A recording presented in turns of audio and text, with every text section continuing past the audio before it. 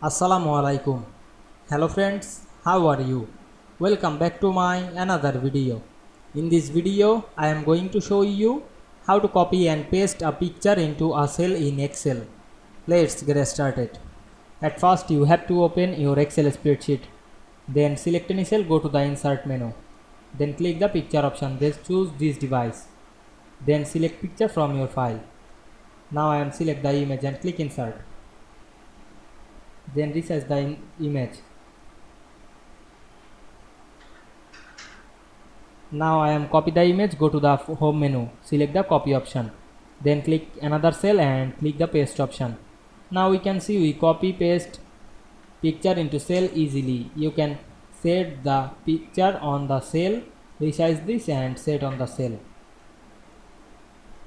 I hope you enjoyed my video.